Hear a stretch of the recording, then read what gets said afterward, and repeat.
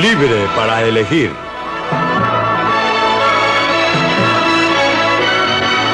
Una opinión personal de...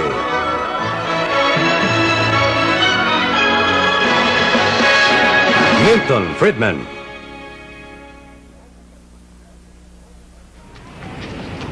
¿Cómo permanecer libre? Cada día, cientos de personas acuden al Capitolio en Washington, D.C., atraídos solamente por el poder. Son comités de acción política que son incapaces de decidir. Algunas cartas, alguna correspondencia de los electores. Ese poder se ha acumulado aquí durante los últimos 50 años en la sede del gobierno del país más poderoso del Este es mundo. Bill Hendricks de mi personal. ¿Cómo está? Mucho gusto en conocerlo. ¿Cómo está? ¿De qué está hablando? Creo que está hablando de pistolas. ¿No le parece a usted que es peligroso? Hola, este es Warren Richardson. Oh, Mary, sí. ¿En qué estás pensando? Warren Richardson se gana la vida sabiendo quién tiene poder e influencia para intercambiar. Sí, muy bien. Estaré aquí esperándolo. Es un miembro del Cabildo. Gracias, adiós.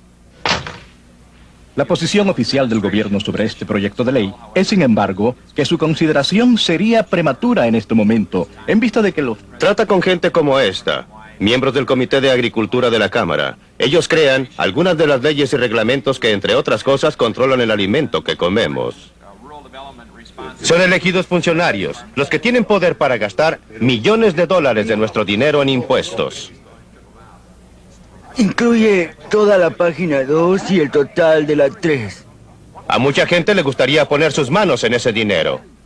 Ese es el tipo de materia que nunca debe aparecer en los libros de estatutos y creo que cualquiera que haya participado en el Comité de Justicia lo sabe. La forma de obtener una administración con sentido común es teniendo una administración con más sentido común en agricultura. El acceso es muy importante. Y la forma en que se obtiene también. Por ejemplo, antes solo existían pocos cabildos en esta ciudad. Y ahora registramos hasta 15,000 cabilderos, más el personal subsidiario, secretarias, recepcionistas y dactilógrafas.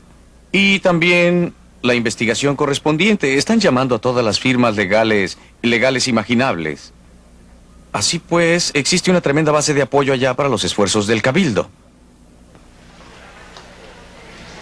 No demora mucho tiempo en darse cuenta que la concentración del poder en manos de unas pocas personas, sin importar cuán bien intencionadas, es una amenaza real a la libertad del individuo. Por supuesto que Warren Richardson no lo considera así.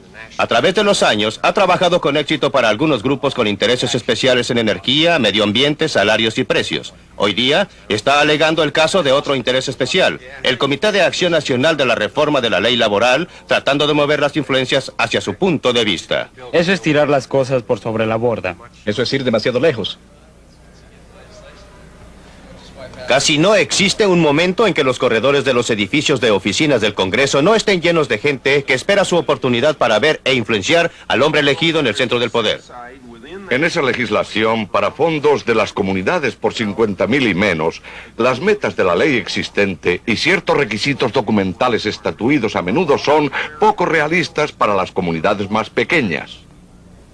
Los acuerdos logrados aquí nos afectan a todos y a veces en forma que desaprobamos. Pero no culpen a la gente que adopta los acuerdos. Solo están buscando su propio interés, que puede ser tan pequeño como ganarse $1 o tan amplio como tratar de reformar al mundo. Nosotros, los ciudadanos, tenemos la culpa porque hemos entregado tanto de nuestras vidas, de nuestras decisiones personales al gobierno, y ahora descubrimos que el gobierno en realidad limita severamente nuestra libertad.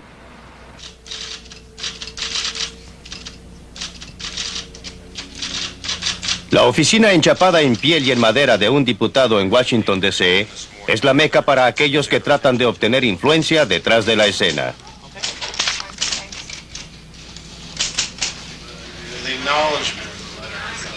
Puede ser difícil para un político trazar su camino entre grupos de intereses especiales. Para mantenerlo elegido, necesita votos, y para obtener votos a menudo tiene que hacer tratos. Esto para que nuestro partido vuelva a la Casa Blanca. Si el señor presidente envía políticas que los republicanos apoyen, a menudo es un asunto frustrante. Cuando la gente lo visita no es con fines de debate y diálogo o de discusión sobre algo, sino simplemente para pedir su interés especial o su única preocupación. Aquí es cuando se pone sumamente difícil porque puede existir un número igual al lado opuesto de la moneda.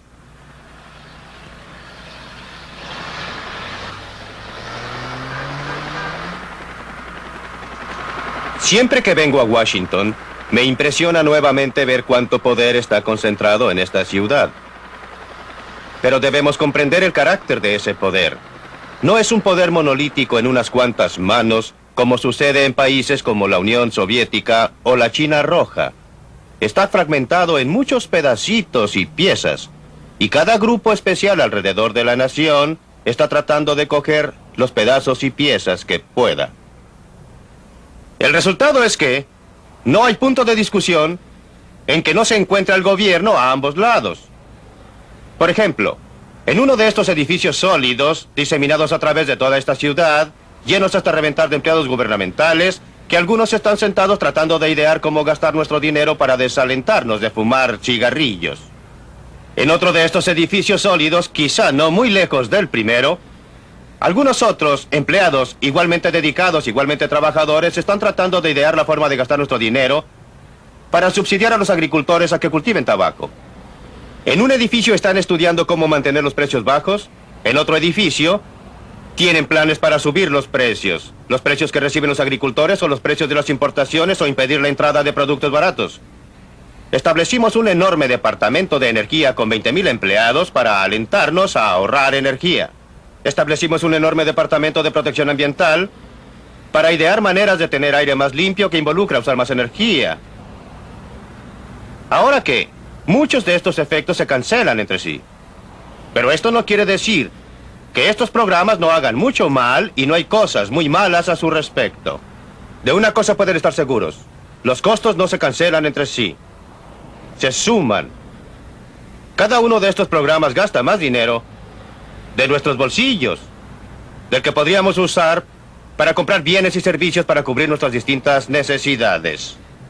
Todos estos programas usan a gente muy capaz y muy hábil también, que podrían estar haciendo cosas productivas. Todos ellos preparan reglas, reglamentos, papeleo, formularios que llenar. Dudo que exista una persona en este país que no viole en una forma o en otra estas reglas o reglamentos o leyes cada día. No porque quiera o tenga intención de hacerlo, sino porque es imposible para cualquiera que sepa lo que son. Estas son las cosas malas. Pero también hay algo bueno en esta fragmentación del poder, y es que nos permite hacer algo al respecto. Si el poder estuviera realmente concentrado en unas pocas manos monolíticas, sería imposible reformar el sistema. Pero como está fragmentado, como está dividido, podemos observar cuánto derroche existe. Podemos ver cuán ineficiente es y cómo la mano izquierda pocas veces sabe lo que está haciendo la derecha.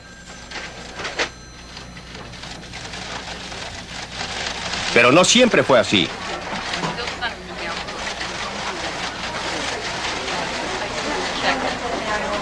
Los ejércitos de burócratas que administran nuestras vidas adoptan nuestras decisiones, gastan nuestro dinero, todo supuestamente para nuestro bien.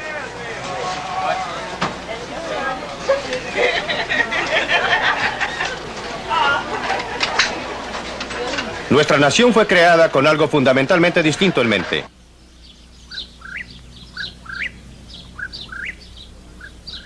Hace casi 200 años, un grupo notable de hombres se congregó en esta habitación para escribir una constitución para la nueva nación que habían ayudado a crear unos pocos años antes.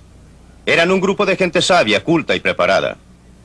Habían aprendido una lección de la historia que dice: el gran peligro para la libertad es la concentración del poder, especialmente en manos de un gobierno.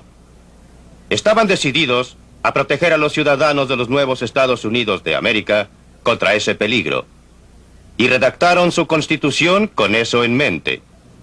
Esa constitución nos ha servido bien, nos ha permitido conservar nuestra libertad durante 200 años. Pero en los últimos 50 años, hemos estado olvidando la lección que los hombres sabios conocían también. Al considerar al gobierno como una amenaza para nuestra libertad, hemos llegado más y más a considerarlo como un benefactor del cual emanan todas las cosas buenas. Hemos asignado cada vez más tareas de gran importancia al gobierno. Le hemos entregado una fracción cada vez mayor de nuestra renta para que la gaste por nuestra cuenta. Y todos pueden ver los resultados. Son desilusionantes. Las grandes expectativas no se han logrado. Y nuestras libertades han sufrido en el proceso.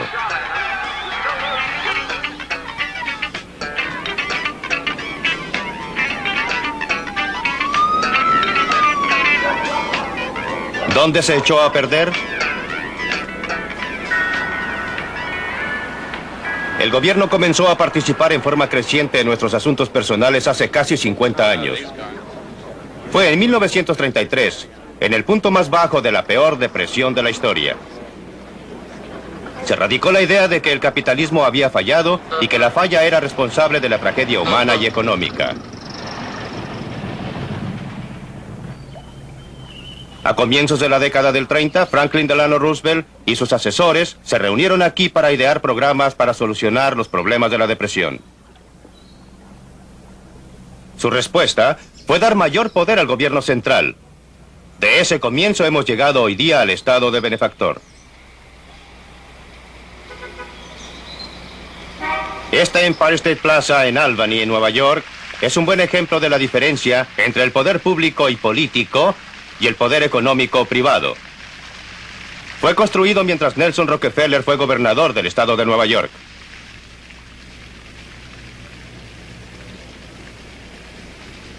La familia Rockefeller ha gastado millones de su dinero privado en buenas causas. Ha dotado a universidades como la mía en la Universidad de Chicago. Ha financiado investigaciones médicas. Ha reconstruido Williamsburg. Pero no todo el dinero privado de la familia Rockefeller les ha dado nada parecido a la cantidad de poder que pudo tener Nelson Rockefeller como gobernador del estado de Nueva York. Construyó monumentos similares a este por todo el estado, usando cada recurso que pudo idear para financiarlos. Cuando dejó su cargo, los impuestos por persona en el estado de Nueva York eran más altos que cualquier otro estado del país, con la única excepción de Alaska. Y además existía una deuda monumental. Tanto así que su sucesor, quien tenía la reputación como diputado demócrata de ser un gran gastador, tuvo que usar en su discurso inaugural prédicas para las virtudes de la austeridad y para decir que había concluido el tiempo de vino y rosas.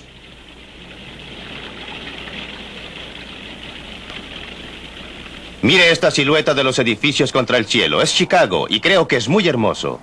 Gran parte de los edificios tienen menos de 20 años. Estos altos edificios fueron construidos por la empresa privada para ser usados por la empresa privada. No por el gobierno para ser usados por los burócratas. Estos son monumentos productivos, no una carga para el contribuyente. Una carga que casi ha llevado a la quiebra a la ciudad de Nueva York. La ironía es que gran parte fueron las buenas intenciones las que nos llevaron donde estamos hoy día. Una nación gobernada por imperios burocráticos. Me pregunto si cuando construyeron este edificio se dieron cuenta que iba a resultar con el aspecto de una fortaleza. Desde modestos comienzos en 1953, el Ministerio de Salud, Educación y Bienestar se ha convertido en un verdadero imperio. Solo una pequeña parte de su personal total está instalado en este edificio, que es su casa matriz, solo 2.000 burócratas. Su presupuesto es el tercer presupuesto más grande de todo el mundo, solo sobrepasado por el presupuesto total de los Estados Unidos y el de la Unión Soviética. Emplea directamente a 150.000 personas a horario completo y el imperio que rige emplea a otro 1.000.000. Más de una de cada 100 personas en los Estados Unidos trabaja en el imperio del Ministerio de Salud, Educación y Bienestar.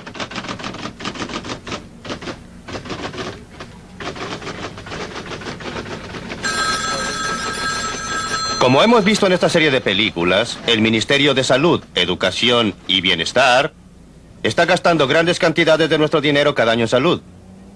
Un efecto es simplemente alzar los honorarios y precios de servicios médicos y de hospital, sin una mejoría correspondiente a la calidad del cuidado que recibimos. Está controlando más y más el alimento y drogas que compramos, desalentando en el proceso el desarrollo e impidiendo la comercialización de nuevas drogas que podrían estar salvando muchas decenas de miles de vidas al año. En el terreno de la educación, las sumas que se están gastando se están yendo a las nubes, pero existe consenso que la calidad de la educación está declinando. Más y más dinero está siendo gastado y se están aplicando controles cada vez más rígidos para promover la integración racial. Pero nuestra sociedad se está fragmentando aún más. En el campo del bienestar social, cada año se están gastando miles de millones de dólares en una época en que el estándar de vida del norteamericano promedio es el más alto de su historia. Y están creciendo las listas de prestaciones asistenciales. En el Seguro Social, el presupuesto es colosal, pero está en grandes dificultades económicas. Los jóvenes se quejan, y con mucha razón, respecto a los altos impuestos que deben pagar, y es que esos impuestos son necesarios para financiar los beneficios que reciben los ancianos. Y los ancianos se quejan, y también con justicia. Y es que es difícil para ellos mantener el estándar de vida que se les indujo a esperar de un sistema que fue promulgado para asegurarse que los ancianos jamás se convirtieran en objetos de caridad. Ha tenido como resultado que un número creciente de nuestros mayores estén en esas listas. De acuerdo a su propia contabilidad, el HEW perdió en un año, y debido al fraude, abuso y derroche, una cantidad de dinero que habría construido bastante más de 100,000 casas que costaran $50,000 cada una. Con razón, esas iniciales cada vez más significan cómo estimular el derroche. Han descubierto en algunas ciudades que sobre el 20 al 25% de la gente que actualmente está recibiendo ayuda no tienen derecho a hacerlo o están recibiendo más de lo que debieran. Y al estudiar esto parece que el motivo principal no son las mismas leyes del bienestar, sino la forma en que son administradas, que es muy relajada y suelta. Uno de los casos más famosos acaba de ocurrir la semana pasada. Arrestaron a una mujer en el sur de California. La llaman la reina del bienestar. Durante los últimos 6 o 7 años, ella recibió $300,000 en pagos asistenciales. Después de impuestos, si usted lo considera sobre una base antes de impuestos, podría ser el equivalente de más de $1 millón antes del impuesto a la renta. Ella y su marido estaban viviendo en una hermosa casa de $170,000, tenían buenos autos y... Ella tenía una técnica muy simple, usaba nombres ficticios, nombres falsos, y firmaba, creo que en distintas agencias de bienestar. Ella iba y cobraba sus cheques. Debe hacerse algo respecto a este estado escandaloso de cosas. ¿Qué mejor decisión burocrática que establecer un departamento especial, repleto de computadores y empleados fiscales, todos dedicados a descubrir despilfarros, usando el dinero de los contribuyentes, por supuesto, al hacerlo? $27,5 millones el primer año. Como escribió Adam Smith hace más de 200 años, en el mercado económico, la gente que solo trata de servir sus propios intereses privados son conducidos por una mano invisible para servir los intereses públicos, los que no tenían intención de promover. En el mercado político también opera una mano invisible, pero desgraciadamente opera en dirección contraria.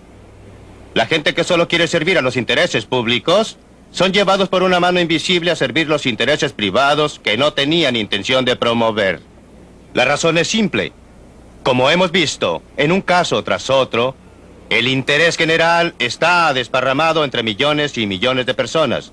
El interés especial está concentrado. Cuando los reformadores logran que una medida sea aprobada, siguen con otra cruzada, sin dejar a nadie atrás que proteja el interés del público. Pero en realidad dejan atrás algún dinero y algún poder. Y los intereses especiales que se benefician de ese dinero y ese poder rápidamente los ganan a expensas de la mayoría del resto. Pero ahora, después de 50 años de experiencia, es obvio que no importa en realidad quién vive en esa casa. El gobierno continuará creciendo mientras el resto de nosotros crea que la forma de solucionar nuestros problemas es entregándolos al gobierno.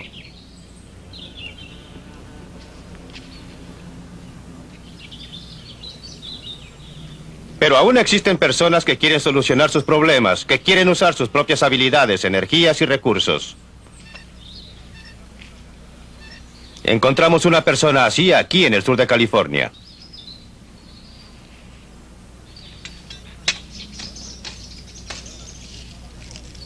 John McColm, un bombero, estaba planeando su jubilación.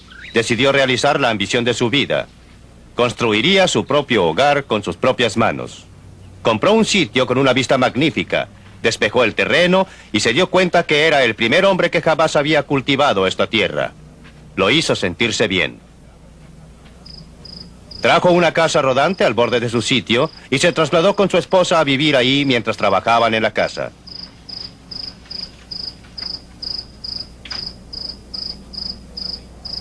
Fabricó sus propios ladrillos, plantó árboles, aprendió carpintería y gasfitería. Todo iba bien cuando un día un funcionario local llegó con una advertencia. Estaba muy bien que edificara una casa, dijo, pero era en contra de los reglamentos vivir más tiempo en la casa rodante. Los Macomb se sintieron agraviados, opinaron que las reglas eran burocráticas y disparatadas. Decidieron dejar la casa rodante exactamente donde estaba y desafiar a las autoridades.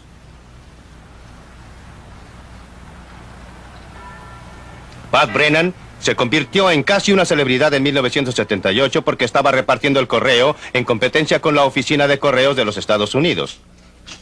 Con su marido se instalaron en un subterráneo en Rochester, Nueva York. Pronto empezaron a progresar.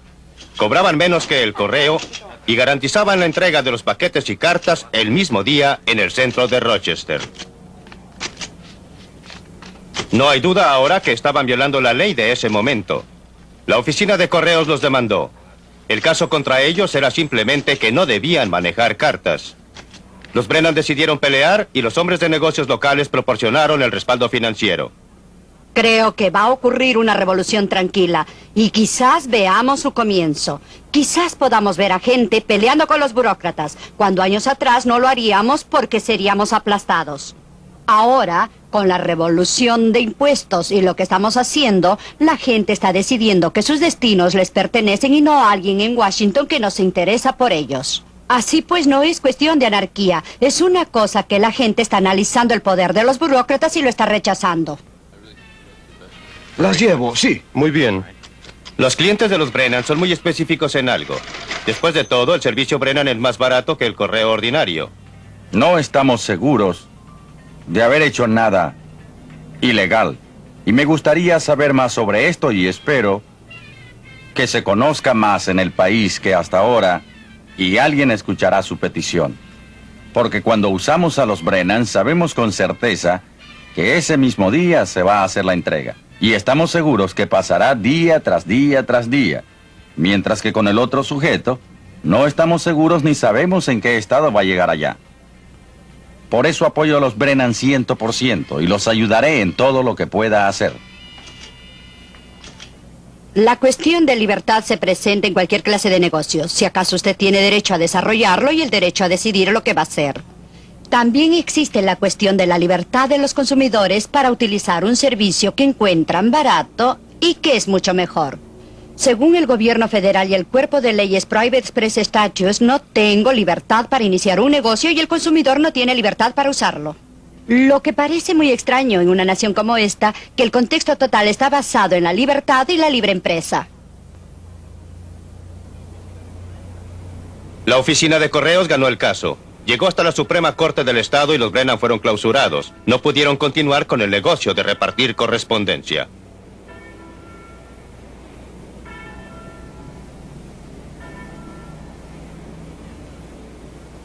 Lo que han estado viendo es una reacción humana, natural, al intento de otras personas de controlar su vida cuando usted opina que no les corresponde. La primera reacción es resentimiento. La segunda es tratar de evadirlo. Y finalmente, se produce una declinación en el respeto a las leyes en general. Esto no es algo especialmente norteamericano. Sucede en todo el mundo, donde quiera que alguien trate de controlar a otra persona. Por ejemplo, observe lo que está sucediendo a los ingleses.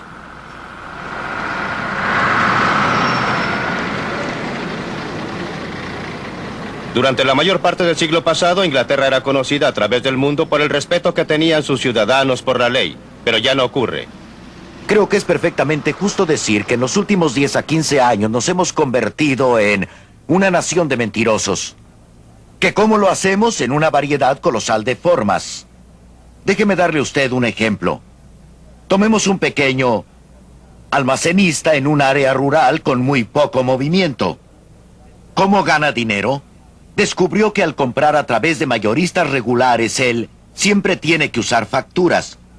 Pero si va y paga al contado y compra sus mercaderías allí, entonces la utilidad que obtenga sobre esas mercaderías no estará sujeta a impuesto porque los inspectores de impuestos simplemente no saben qué tiene la mercadería. Consideremos el extremo superior. Si observa a un director de compañía, existen toda clase de maneras en que pueden hacerlo. Compran sus alimentos a través de la compañía. Toman sus vacaciones por cuenta de la compañía. Registran a sus esposas como directores de la compañía aunque jamás visiten la fábrica. Construyen sus casas a costa de la compañía por el ardid muy simple de construir la fábrica al mismo tiempo que sus casas. Sucede a través de todos los niveles. La persona ordinaria que hace trabajos ordinarios o la persona que hace trabajos muy serviles hasta el extremo superior. Hombres de negocios, políticos altos, miembros del gabinete, miembros del Senado, todos lo hacen. Creo que casi todos creen actualmente que el sistema es básicamente injusto.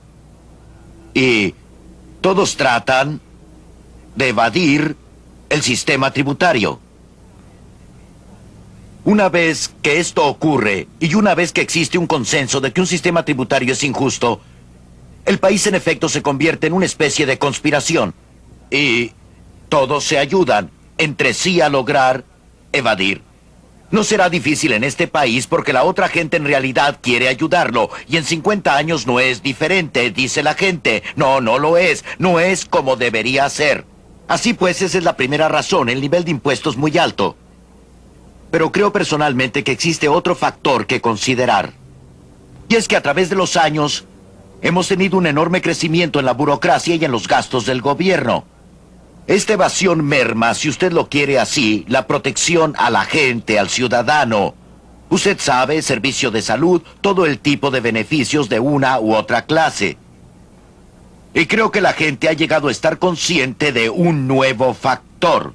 Un sentimiento de que las cosas ya no tienen todo el valor que tenían, que el dinero no es algo vital, si falta se obtiene de alguna institución gubernamental. Evasión criminal de impuestos en Gran Bretaña. Leyes y reglamentos desafiados en los Estados Unidos. No hay nada que celebrar. Lo que es alentador es que a través del mundo libre, el público está reconociendo los peligros de un gran gobierno y está adoptando medidas para controlarlo, pero no será una tarea nada fácil reducir el tamaño del gobierno. Hoy día, en nación tras nación, el interés especial más fuerte ha llegado a ser la burocracia atrincherada, ya sea a nivel nacional o local.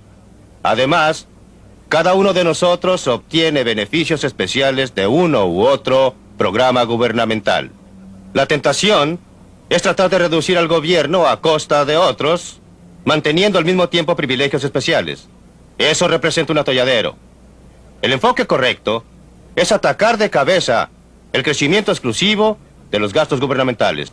Demos un presupuesto al gobierno, igual que nosotros tenemos un presupuesto. Un movimiento en esta dirección ya se está produciendo en los Estados Unidos con las numerosas proposiciones de enmiendas constitucionales que limitan los gastos del gobierno. Varios estados ya han adoptado tal enmienda. Existe una fuerte presión por una enmienda similar a nivel federal. Las enmiendas deben forzar al gobierno a operar dentro de un presupuesto estricto. Cada interés especial tendría que competir con otros intereses por una participación mayor en cierto pastel, en lugar de que todos puedan unir sus fuerzas a expensas del contribuyente. Este es un paso importante, pero es solo un primer paso. Ningún pedazo de pastel puede solucionar en sí todos nuestros problemas. Lo que se necesita es un reconocimiento público difundido de que el gobierno central debe estar limitado a sus funciones básicas, defendiendo a la nación contra enemigos extranjeros, conservando el orden en casa, mediando nuestras disputas. Debemos llegar a reconocer que la cooperación voluntaria a través del mercado y en otras formas es una manera mucho mejor de solucionar nuestros problemas en vez de entregarlos al gobierno. Aquí es donde radica gran parte de la fuerza futura de los Estados Unidos, en lugares como Otama, Iowa, donde vive gente de todos los niveles económicos. No existen barrios bajos en Otama, ni existen extremos ni de riqueza ni de pobreza. Todos son parte de una comunidad en la cual cada parte depende de las otras para una vida estable y feliz que vale la pena vivir. Esta es la clase de comunidad que formó el carácter de la América democrática.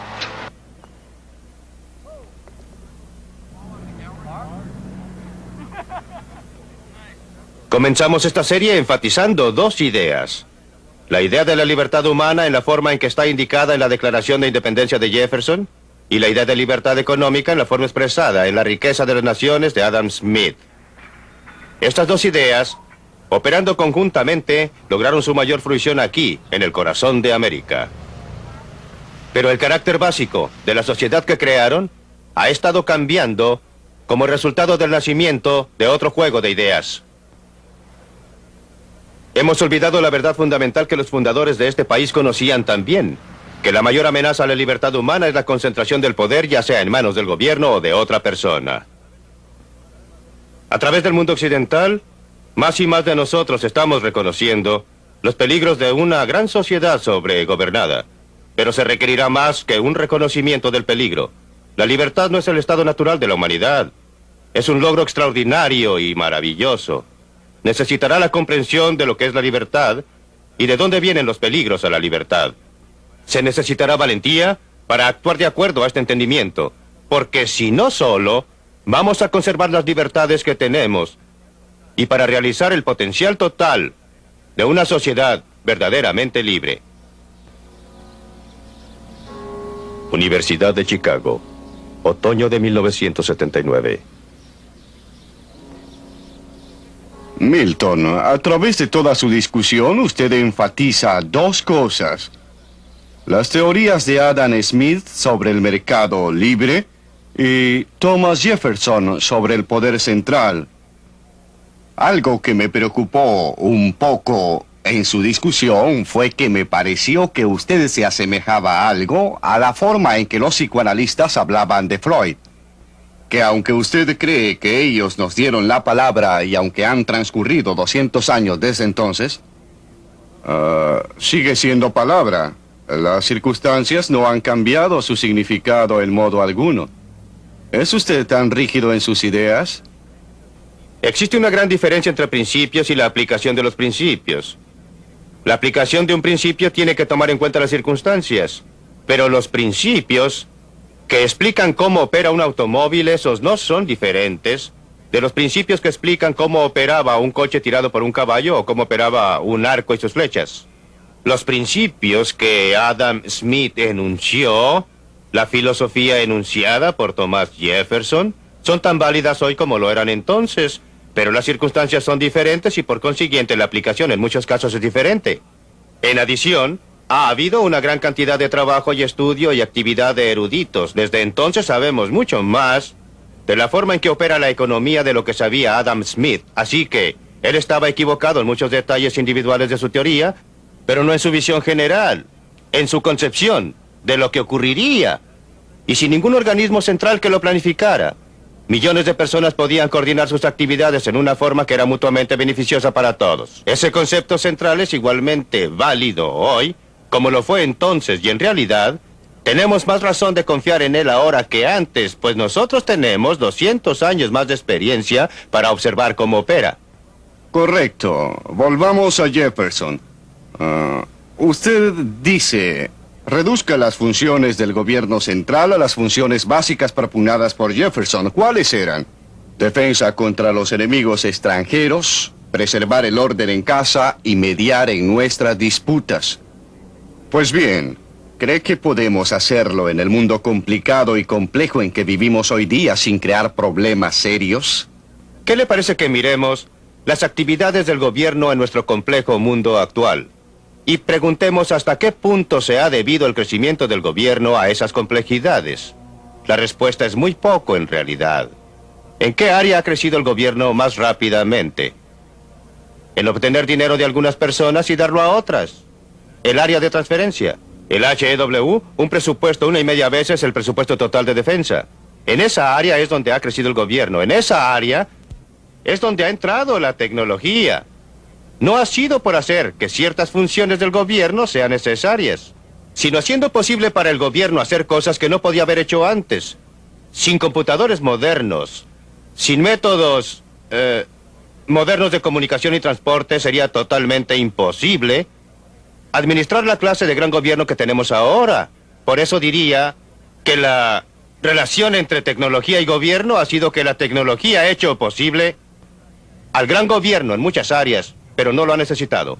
Yo creo que usted culpó al gobierno por la gran depresión que sufrimos desde el año de 1929 al año de 1933.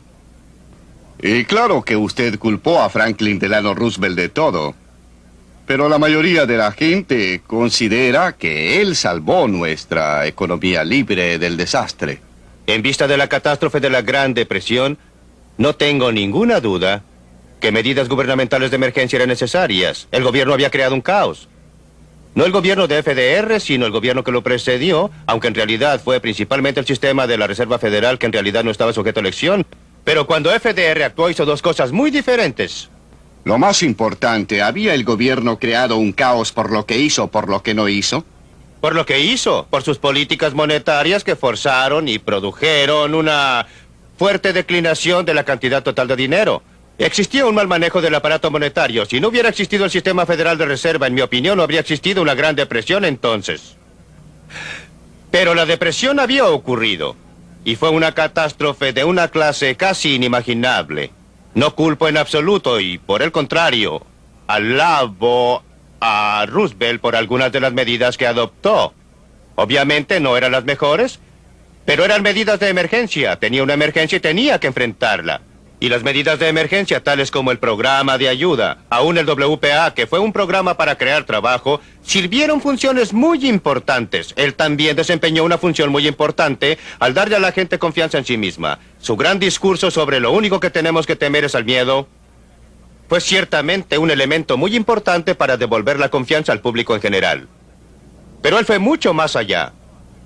También comenzó a cambiar, bajo la presión pública, la clase de sistema de gobierno que teníamos. Si vamos más allá de las medidas de emergencia, las que él consideró como medidas de reforma, cosas como NRA y AAA declaradas inconstitucionales, luego al sistema del seguro social, Ahora consideremos el sistema de seguridad social. La gente lo quería esa protección, estaban asustados, deseaban ayuda. Usted dijo presión. ¿Presión de quién? Presión de la gente que estaba expresando lo que ellos creían que debían tener. ¿No existía una demanda pública amplia por programas de seguridad social? La demanda por... Ninguna demanda por prestaciones asistenciales con 13 millones de personas. Por ayuda. Yo estaba separando las medidas de emergencia de las medidas permanentes. El Seguro Social en los primeros 10 años de su existencia no ayudó a casi nadie, solo obtuvo dinero. Muy pocas personas tenían derecho a los beneficios. No era una medida de emergencia, era una medida a largo plazo. Y tenía que venderse al público norteamericano, principalmente por el grupo de reformadores, intelectuales, agencias, la gente asociada con el FDR. La seguridad social es uno de los programas más engañosos. Ha sido vendido como un programa de seguro y no es un programa de seguro. Es un programa que combina un mal impuesto, un impuesto sin intereses sobre los salarios hasta un máximo, pero es un sistema muy injusto y desigual para conceder beneficios bajo el cual algunas personas obtienen mucho y algunas personas poco. De modo que el Seguro Social... ¿Usted aboliría ahora la seguridad social? Yo no rechazaría ninguno de los compromisos que ha tomado el gobierno actual, pero ciertamente reformaría el Seguro Social en forma tal que terminaría con su eliminación final. Usted no tiene miedo entonces del mercado libre bajo ninguna circunstancia.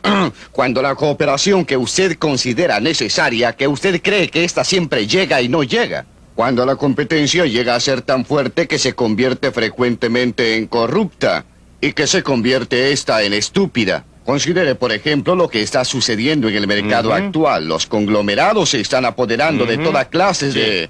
Suponga que vivimos en un hotel que es administrado por un conglomerado. ¿Por qué debe la ITT, por ejemplo, administrar un hotel? ¿Y cómo va usted a evitarlo?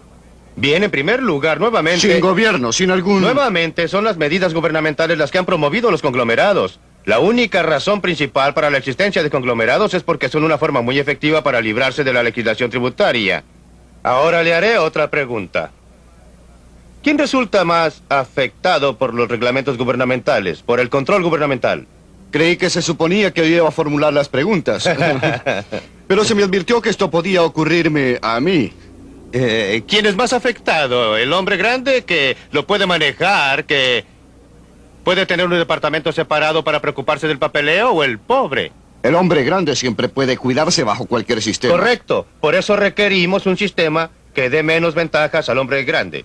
Y así el sistema bajo el cual puede lograr que el gobierno lo ayude le da la mayor ventaja, no la menor. Usted dice que yo le tengo miedo a la codicia, a la falta de cooperación, claro.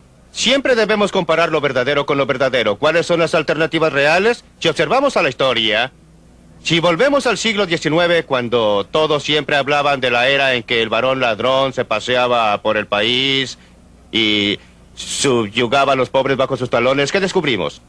Que hubo el mayor flujo de actividad caritativa voluntaria en la historia del mundo. Esta Universidad de Chicago es un ejemplo. Fue fundada por contribuciones de John D. Rockefeller y otras personas. Los colegios y universidades a través del Medio Oeste. Si usted pregunta cuándo fue fundada la Cruz Roja, o el Ejército de Salvación, o los Niños Exploradores, descubrirá que todo eso sucedió durante el siglo XIX, en la era del capital rapaz no regulado. Milton, me gustaría volver a la cuestión de los conglomerados. Acepto lo que usted dice de la política de concentración de gobierno central, del gobierno, o si usted quiere, o como quiera llamarlo. Él es responsable del crecimiento de los conglomerados. ¿Qué podemos hacer al respecto? Nada. ¿Debe el gobierno tratar de deshacerlos? ¿Debe alguien tratar? No. ¿Debemos dejarlo fracasar? Los debe dejar fracasar, por supuesto. Me opongo fuertemente a que el gobierno los sancione. Debe dejarlos fracasar. Lo mejor que usted puede hacer, en mi opinión, es primero tener un comercio libre total para que corporaciones de otras naciones puedan competir con las de esta nación para tener solamente 2 o 3 compañías de automóviles. Espere un momento. Pero existe Toyota, existe Volkswagen. La competencia externa es efectiva, pero en segundo lugar... Cuando dice comercio libre completo, ¿se refiere a todo el mundo?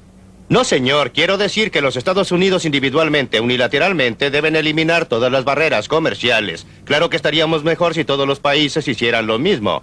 ¿Qué cree que ocurriría si lo hiciéramos? Creo que estaríamos mucho mejor y muchos otros seguirían nuestro ejemplo. Eso ocurrió en el siglo XIX cuando Gran Bretaña en 1846 eliminó unilateralmente todas las barreras comerciales. De modo que yo no... ¿No cree usted que este país sería inundado con bienes de todas clases de todo el mundo, quizás más baratos? ¿Qué haría la gente? Mayor desempleo en ¿Qué este harían país? con su dinero la gente que nos vendió sus mercaderías?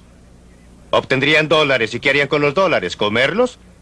Si ellos quieren mandarnos mercaderías a cambio de dólares, encantados de tenerlos. No es un problema siempre que tengamos un tipo de cambio libre, porque no podremos exportar sin importar, ni podemos importar sin exportar. No habría una reducción en el empleo. Lo que existiría sería una pauta de empleo diferente. Habría más empleo en industrias de exportación y menos empleo en las industrias que compiten con las importaciones. Pero volvamos a los consorcios por un momento. Quiero hacerle una clase distinta de pregunta. Los consorcios no me son muy atrayentes, preferiría muchas empresas pequeñas. Pero existe toda la diferencia en el mundo entre un consorcio privado y uno gubernamental.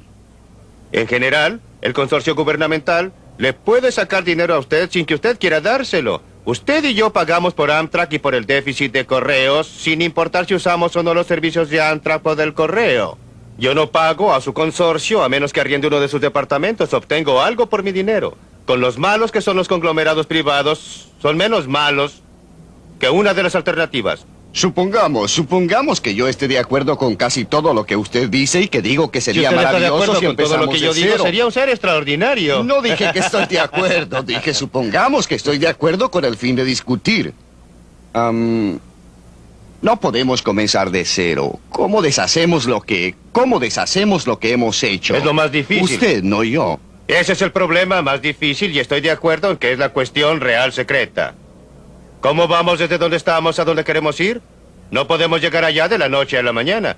No podemos llegar allá simplemente eliminando las cosas que no debían haber sido ejecutadas. Como en el caso de la seguridad social, la tenemos. Y tenemos que cumplir nuestras obligaciones. Por eso tenemos que desarrollar una serie de políticas que nos permitan movernos gradualmente de donde estamos a donde queremos estar. El primer paso y el más importante, en mi opinión, es dejar de movernos en dirección errónea. Milton, usted dijo que a través del mundo libre el público está reconociendo el peligro del gobierno grande y está adoptando medidas para controlarlo. Pero ¿cómo? Con el ejemplo de lo que la libertad ha logrado, ¿explica usted que los nuevos países que se han estado creando vayan todos camino a la dictadura? El clima intelectual de opinión tiene una enorme influencia en lo que sucede. Y la actitud popular intelectual en los países libres para los países pobres ha sido que tienen que tener un gobierno centralizado. Y eso ha servido a los intereses de pequeños grupos selectos en esas naciones. En una nación atrasada tras otra, lo que ha sucedido es que han obtenido su libertad supuestamente del gobierno colonial. Un pequeño grupo selecto ha administrado el país para su propio beneficio y a costa de los pobres. Es una tragedia de nuestra era. Cambia el clima de opinión en los países principales. A medida que cambia el clima de opinión, a medida que la filosofía, la actitud, lo que está enseñando las universidades sea diferente, usted verá que esos otros países atrasados lo seguirán. ¿Existe alguna evidencia en ese sentido? Si usted observa los países atrasados que están actuando en la mejor forma para ellos. Hay lugares como Hong Kong, como Singapur, como Taiwán, como Corea. No son países libres en nuestro sentido del término, no lo son. pero ellos tienen muchos más elementos de libertad. Un ámbito mayor para la iniciativa individual que muchos de los otros países del mundo que han llegado más allá en dirección del control comunista centralizado. ¿Cómo? Singapur, por ejemplo, y Taiwán tienen una economía, como usted dice, muy libre. ¿Cómo permanecen libres sus economías y sus políticas cuando su libertad humana está reprimida? Y según entiendo, en muchos casos, severamente, no tienen las libertades que nosotros, de prensa, de religión. La libertad económica es una condición necesaria para toda libertad humana, pero no es una condición suficiente.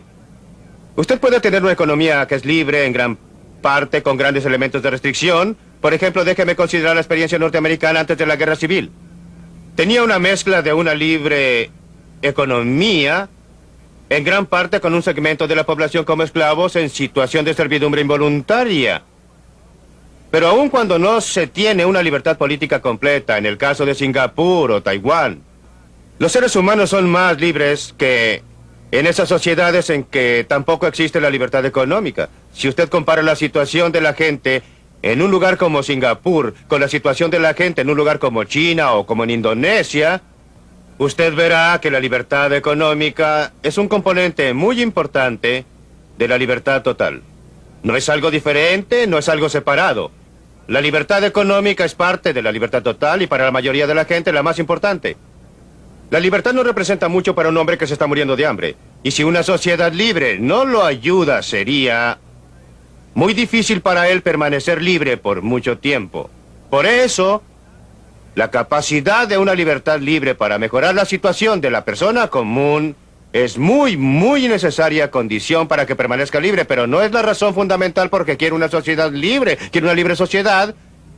Por los valores humanos y éticos y morales que usted enfatizó que pertenecen a la libertad. La libertad realmente permanece en su valor.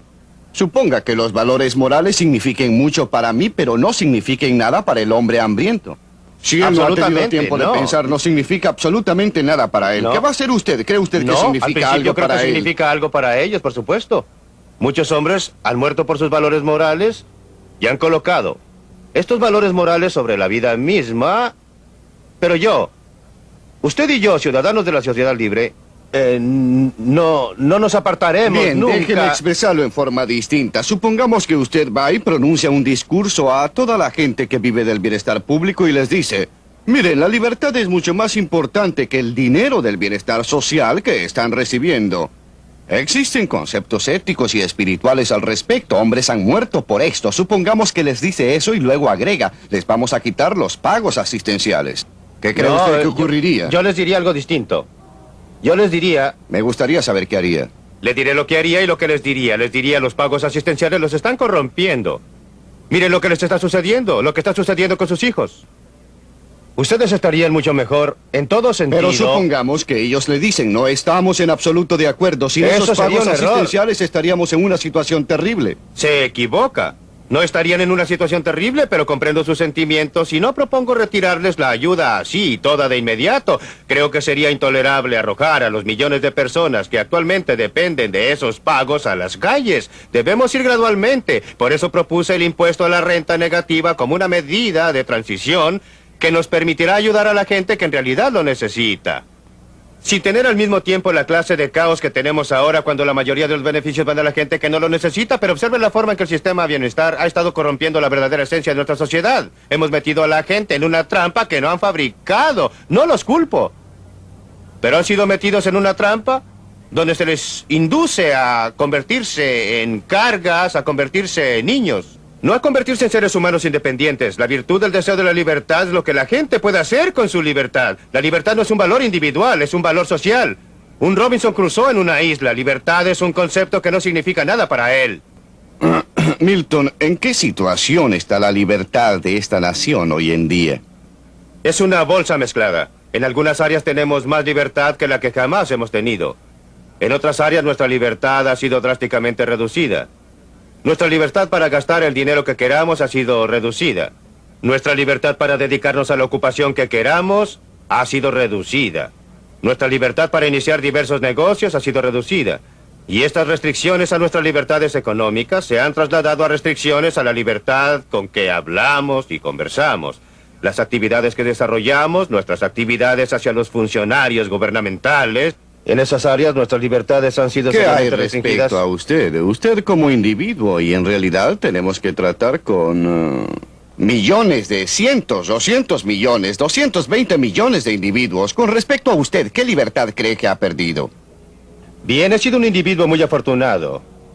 Eso suena como una disculpa. No, no es una disculpa porque voy a agregar algo más. Siempre he dicho que casi la única gente que ha tenido libertad de palabra efectiva estos días en Estados Unidos son los profesores en funciones de su cargo en universidades privadas que están a punto de jubilarse o se han jubilado. Esa ha sido mi situación en los últimos años.